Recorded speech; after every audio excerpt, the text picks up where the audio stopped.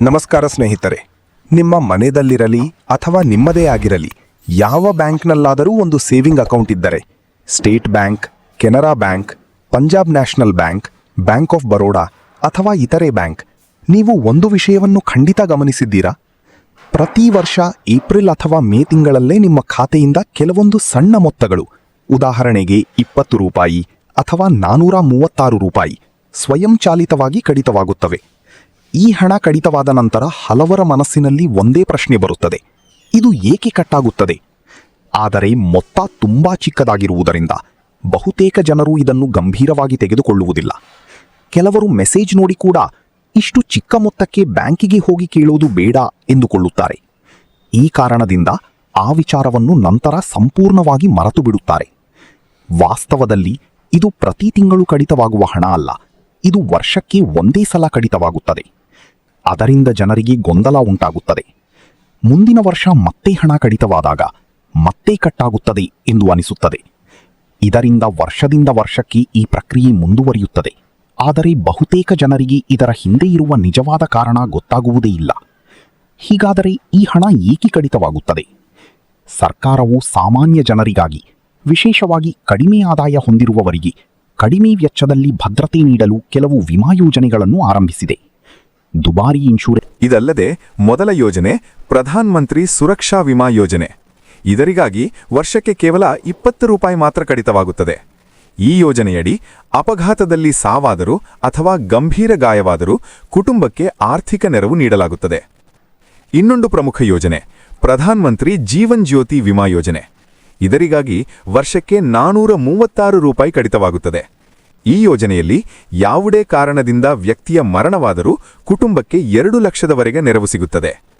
ಇಲ್ಲಿ ಒಂದು ಮುಖ್ಯ ವಿಷಯ ಅರ್ಥ ಮಾಡಿಕೊಳ್ಳಬೇಕು: ಈ ಹಣ ಯಾವುದೇ ಅನಗತ್ಯ ಚಾರ್ಜ್ ಅಲ್ಲ, ಇದು ಈ ವಿಮಾ ಯೋಜನೆಗಳ ಪ್ರೀಮಿಯಂ ಮಾತ್ರ. ಬಹುತೇಕ ಜನರು ಬ್ಯಾಂಕ್ನಲ್ಲಿ ಖಾತೆ ತೆರೆದಾಗ ಅಥವಾ ಯಾವುದೇ ಫಾರ್ಮ್ ತುಂಬುವಾಗ ತಿಳಿಯದೆ ಈ ಯೋಜನೆಗಳಿಗೆ ಒಪ್ಪಿಗೆ ನೀಡುತ್ತಾರೆ. ನಂತರ ಹಣ ಕಡಿತವಾದಾಗ ಅವರಿಗೆ ಇದು ಅರ್ಥವಾಗುವುದಿಲ್ಲ.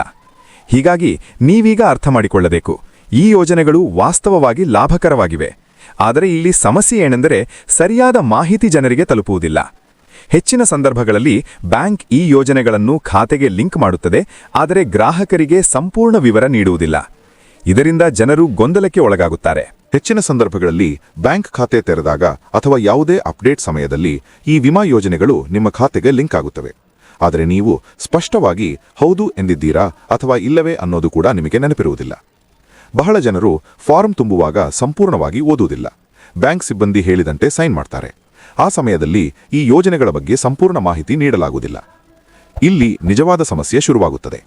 ನಿಮ್ಮ ಖಾತೆಯಿಂದ ಪ್ರತಿ ವರ್ಷ 20 ರೂಪಾಯಿ ಅಥವಾ 436 ರೂಪಾಯಿ ಕಡಿತವಾಗುತ್ತಲೇ ಇರುತ್ತದೆ. ಆದರೆ ನೀವು ಅದನ್ನು ಗಮನಿಸದೇ ಬಿಡುತ್ತೀರಿ. ಕೆಲವು ವರ್ಷಗಳ ನಂತರ ಈ ಹಣ ದೊಡ್ಡ ಮೊತ್ತವಾಗಿರಬಹುದು. ಆದರೆ ಇನ್ನೂ ದೊಡ್ಡ ಸಮಸ್ಯೆ ಏನೆಂದರೆ ಕ್ಲೇಮ್ ಪ್ರಕ್ರಿಯೆ. ಒಂದು ವೇಳೆ ಖಾತೆದಾರರಿಗೆ ಏನಾದರೂ ಅನಾಹುತ ಸಂಭವಿಸಿದರೆ ಅವರ ಕುಟುಂಬಕ್ಕೆ ಈ ಯೋಜನೆಯಡಿ ಹಣ ಸಿಗಬೇಕು.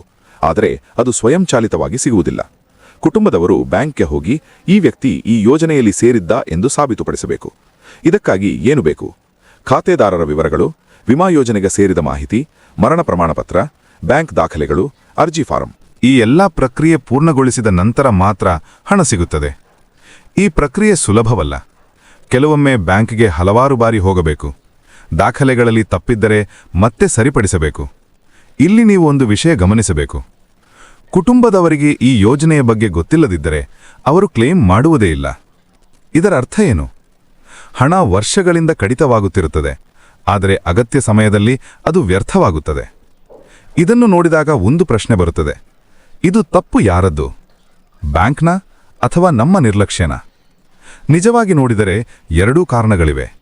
ಬ್ಯಾಂಕ್ ಸಂಪೂರ್ಣ ಮಾಹಿತಿ ನೀಡುವುದಿಲ್ಲ, ಇದು ಒಂದು ಸಮಸ್ಯೆ.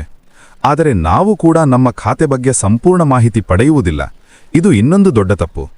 ಹೀಗಾಗಿ ನೀವು ಈಗಿನಿಂದ ಏನು ಮಾಡಬೇಕು? ಮೊದಲನೆಯದು, ನಿಮ್ಮ ಬ್ಯಾಂಕ್ ಖಾತೆಯಲ್ಲಿ ಯಾವ ಸರ್ವೀಸುಗಳು ಆಕ್ಟಿವ್ ಆಗಿವೆ ಎಂದು ಪರಿಶೀಲಿಸಿ. ಎರಡನೆಯದು, 20 ರೂಪಾಯಿ ಅಥವಾ 436 ರೂಪಾಯಿ ಕಡಿತವಾಗುತ್ತಿದ್ದರೆ ಅದು ಯಾವ ಯೋಜನೆಗೆ ಎಂಬುದನ್ನು ತಿಳಿದುಕೊಳ್ಳಿ. ಮೂರನೆಯದು, ನಿಮ್ಮ ಕುಟುಂಬದವರಿಗೆ ಈ ಬಗ್ಗೆ ತಿಳಿಸಿ. ಹೌದು, ಇದು ಅತ್ಯಂತ ಮುಖ್ಯ. ನಿಮಗೇನಾದರೂ ಅನಾಹುತವಾದರೆ ನಿಮ್ಮ ಕುಟುಂಬದವರು ಈ ಯೋಜನೆಯ ಬಗ್ಗೆ ತಿಳಿದಿದ್ದರೆ ಮಾತ್ರ ಅವರಿಗೆ ಹಣ ಸಿಗುತ್ತದೆ. ಇದು ಕೇವಲ ಮಾಹಿತಿಯಲ್ಲ, ಇದು ನಿಮ್ಮ ಕುಟುಂಬದ ಭದ್ರತೆ. ಇನ್ನೊಂದು ಮುಖ್ಯ ವಿಷಯ, ಕೆಲವರು ಯೋಚಿಸುತ್ತಾರೆ, ಇಷ್ಟು ಚಿಕ್ಕ ಮೊತ್ತ ಕೊಡೋದು ಬೇಡ ಎಂದು. ಆದರೆ ನೀವು ಯೋಚಿಸಿ ನೋಡಿ, 20 ರೂಪಾಯಿ ಅಥವಾ 436 ರೂಪಾಯಿ ಕೊಟ್ಟು ಲಕ್ಷಾಂತರ ರೂಪಾಯಿ ಭದ್ರತೆ ಸಿಗುತ್ತಿದ್ದರೆ ಅದು ತಪ್ಪೇ? ಜೀವನದಲ್ಲಿ ಯಾವಾಗ ಏನಾಗುತ್ತದೆ ಎಂಬುದು ಯಾರಿಗೂ ಗೊತ್ತಿಲ್ಲ. ಆದ್ದರಿಂದ ಈ ರೀತಿಯ ಕಡಿಮೆ ವೆಚ್ಚದ ವಿಮಾ ಯೋಜನೆಗಳನ್ನು ಸಂಪೂರ್ಣವಾಗಿ ನಿರ್ಲಕ್ಷ್ಯ ಮಾಡುವುದು ಸರಿಯಾದ ನಿರ್ಧಾರವಲ್ಲ. ಆದರೆ ನೀವು ನಿಜವಾಗಿಯೂ ಇದನ್ನು ಬೇಕಿಲ್ಲ ಎಂದುಕೊಂಡರೆ ನೀವು ಬ್ಯಾಂಕ್ಗೆ ಹೋಗಿ ಈ ಸೇವೆಯನ್ನು ನಿಲ್ಲಿಸಬಹುದು. ಹೌದು, ನೀವು ಬಯಸಿದರೆ ಈ ಯೋಜನೆಯನ್ನು ಡಿಸೇಬಲ್ ಮಾಡಬಹುದು. ಮೊದಲನೇದಾಗಿ, ನಿಮ್ಮ ಖಾತೆಯಿಂದ ಕಡಿತವಾಗುತ್ತಿರುವ 20 ಅಥವಾ 436 ರೂಪಾಯಿ ಯಾವ ಯೋಜನೆಗೆ ಎಂಬುದನ್ನು ಈಗಲೇ ಪರಿಶೀಲಿಸಿ. ಇದು ಸಣ್ಣ ವಿಷಯ ಅಂತ ಅನಿಸಬಹುದು, ಆದರೆ ಭವಿಷ್ಯದಲ್ಲಿ ಇದು ದೊಡ್ಡ ಸಹಾಯವಾಗಬಹುದು. ಎರಡನೇದಾಗಿ, ನೀವು ಈ ವಿಮಾ ಯೋಜನೆಗಳನ್ನು ಮುಂದುವರಿಸಬೇಕೇ ಬೇಡವೇ ಅನ್ನೋದನ್ನು ಸ್ಪಷ್ಟವಾಗಿ ನಿರ್ಧರಿಸಿ. ನನ್ನ ಅಭಿಪ್ರಾಯ ಏನಂದ್ರೆ, ಪ್ರಧಾನಮಂತ್ರಿ ಜೀವನ್ ಜ್ಯೋತಿ ವಿಮಾ ಯೋಜನೆ ಮತ್ತು ಸುರಕ್ಷಾ ವಿಮಾ ಯೋಜನೆ ಎರಡೂ ಕಡಿಮೆ ಹಣದಲ್ಲಿ ಉತ್ತಮ ಭದ್ರತೆ ನೀಡ್ತವೆ. ಜೀವನದಲ್ಲಿ ಏನಾಗುತ್ತೆ ಅಂತ ಯಾರಿಗೂ ಗೊತ್ತಿಲ್ಲ. ನೀವು ದಿನವೂ ಕೆಲಸಕ್ಕೆ ಹೊರಟಾಗ ಅಥವಾ ಪ್ರಯಾಣ ಮಾಡುವಾಗ ಯಾವುದೇ ಅಪಘಾತ ಸಂಭವಿಸಬಹುದು. ಇಂಥ ಸಂದರ್ಭದಲ್ಲಿ ನಿಮ್ಮ ಕುಟುಂಬಕ್ಕೆ ಆರ್ಥಿಕವಾಗಿ ಬೆಂಬಲ ನೀಡಲು ಈ ಯೋಜನೆಗಳು ಸಹಾಯ ಮಾಡ್ತವೆ. 20 ಮತ್ತು 436 ರೂಪಾಯಿ ಎನ್ನುವುದು ದೊಡ್ಡ ಮೊತ್ತ ಅಲ್ಲ, ಆದರೆ ಅದರ ಮೂಲಕ ಸಿಗುವ ಲಾಭ ಬಹಳ ದೊಡ್ಡದು. ಆದರೆ ನೀವು ಈ ಯೋಜನೆಗಳನ್ನು ಮುಂದುವರಿಸಬೇಕೆಂದುಕೊಳ್ಳದಿದ್ದರೆ ನೀವು ಬ್ಯಾಂಕಿಗೆ ಹೋಗಿ ಇದನ್ನು ನಿಲ್ಲಿಸಬಹುದು. ಅಥವಾ ಪ್ರತಿ ವರ್ಷ ಮೇ 31ರೊಳಗೆ ನಿಮ್ಮ ಖಾತೆಯಲ್ಲಿ ಸಾಕಷ್ಟು ಬ್ಯಾಲೆನ್ಸ್ ಇರಿಸದೇ ಇದ್ದರೆ ಪ್ರೀಮಿಯಂ ಕಡಿತವಾಗುವುದಿಲ್ಲ ಮತ್ತು ಯೋಜನೆ ಸ್ವಯಂಚಾಲಕವಾಗಿ ಡಿಸೇಬಲ್ ಆಡುತ್ತೆ. ಆದರೆ ಇಲ್ಲಿ ಒಂದು ಪ್ರಮುಖ ವಿಷಯ ಮರಿಬೇಡಿ, ನೀವು ಈ ಯೋಜನೆಯಲ್ಲಿ ಇದ್ದೀರಾ ಎಂಬುದನ್ನು ನಿಮ್ಮ ಕುಟುಂಬದವರಿಗೆ ತಿಳಿಸಿ. ಇದು ಬಹಳ ಮುಖ್ಯ. ನಾಳೆ ಏನಾದರೂ ಅನಾಹುತವಾದರೆ ನಿಮ್ಮ ಕುಟುಂಬದವರಿಗೆ ಈ ಮಾಹಿತಿ ಇದ್ದರೆ ಮಾತ್ರ ಅವರು ಬ್ಯಾಂಕಿಗೆ ಹೋಗಿ ಕ್ಲೇಮ್ ಮಾಡಬಹುದು. ಇಲ್ಲದಿದ್ದರೆ ವರ್ಷಗಳ ಕಾಲ ಕಡಿತವಾದ ಹಣ ವ್ಯರ್ಥವಾಗುತ್ತೆ. ಹೀಗಾಗಿ ಇಂದು ನೀವು ತೆಗೆದುಕೊಳ್ಳುವ ಸಣ್ಣ ನಿರ್ಧಾರ ನಾಳೆ ನಿಮ್ಮ ಕುಟುಂಬಕ್ಕೆ ದೊಡ್ಡ ಸಹಾಯವಾಗಬಹುದು. ಈ ಮಾಹಿತಿ ನಿಮಗೆ ಉಪಯುಕ್ತವಾಗಿದೆ ಎಂದರೆ ನಿಮ್ಮ ಸ್ನೇಹಿತರು ಮತ್ತು ಕುಟುಂಬದವರ ಜೊತೆ ಖಂಡಿತವಾಗಿ ಹಂಚಿಕೊಳ್ಳಿ. ಯಾರೂ ಕೂಡ ತಿಳಿಯದೆ ನಷ್ಟ ಅನುಭವಿಸಬಾರದು.